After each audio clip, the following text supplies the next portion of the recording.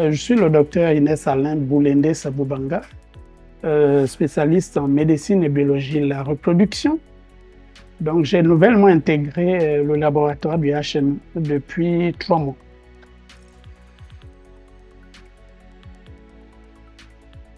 Donc, je suis quasiment fier d'être ici. Mwanda est déjà ma ville natale. Je suis de la première promotion de baccalauréat du lycée Henri Silvoz. Ça, c'est encore une autre fierté.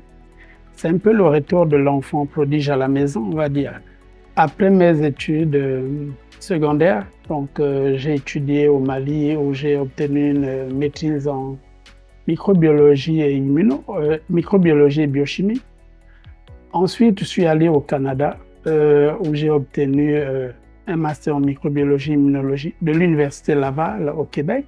3 années en virologie moléculaire au sein de l'Institut national de la recherche scientifique du Québec. Et ensuite, j'ai étudié à l'Université du Québec à Montréal où j'ai obtenu un diplôme, un PhD en biologie moléculaire de la reproduction.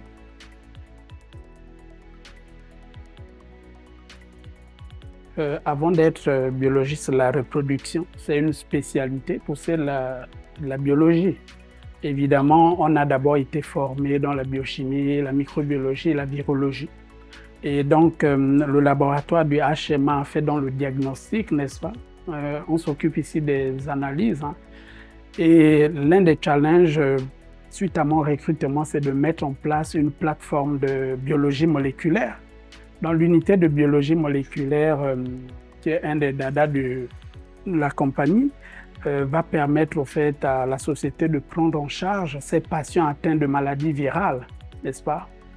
Ça réduit également les coûts de ne pas les envoyer systématiquement à Libreville pour toutes les pathologies en ce qui concerne le VIH, exemple, et les maladies hépatiques.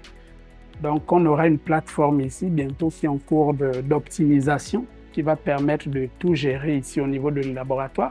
Ça va être une première pour le laboratoire, exemple, de faire tout ce qui est moléculaire. Parce que justement, pour l'instant, on prélève du sang et puis on fait des analyses, mais parfois, on voit que le virus est là, parfois il n'est pas là. Mais avec l'ADN, on a vraiment la preuve irréfutable. Si l'ADN est présent, c'est que le patient est infecté. Et évidemment qu'il y a d'autres challenges comme l'ouverture d'une unité de bactériologie pour prendre en charge toutes les infections bactériennes. Pour l'instant, c'est vraiment très demandé, mais on est justement encore en train de travailler sur l'espace qui va accueillir cette unité.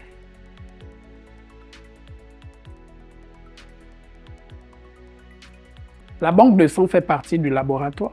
Je veux dire que c'est un autre pan, un autre pilier, puisque l'hôpital a obtenu une accréditation justement du ministère de la Santé concernant la banque de sang. Le même ministère a souhaité justement que Comilog réponde aux besoins au niveau de la province régionale en termes de transfusion. Mais pour l'instant, la commande elle est un peu forte. On va se limiter pour l'instant à Mwanda et aux environs, notamment les agents Comilog, les ayants droit, et puis un peu Monsieur Tout-le-Monde.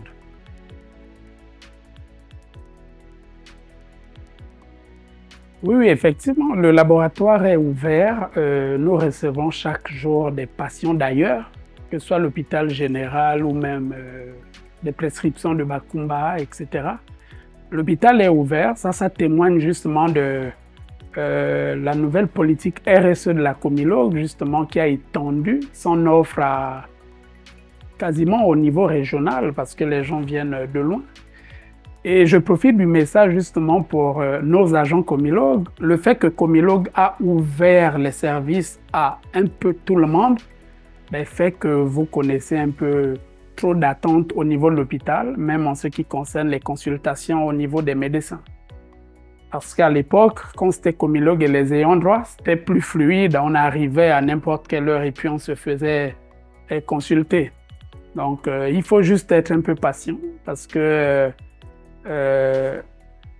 les gens de la région sont aussi nos parents. Donc, c'est aussi important qu'ils soient pris en charge par la Comilog. Et ça, c'est vraiment très apprécié. Comilogue, plus de 60 ans d'engagement industriel, communautaire et social.